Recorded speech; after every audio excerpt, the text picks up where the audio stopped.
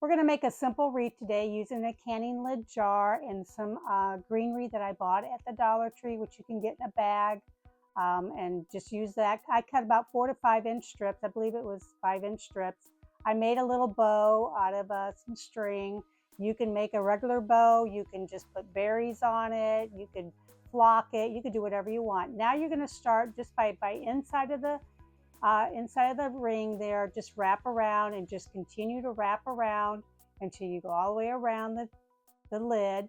And once you've done that, you're going to want to spread it out so you don't see any of the metal the best that you can.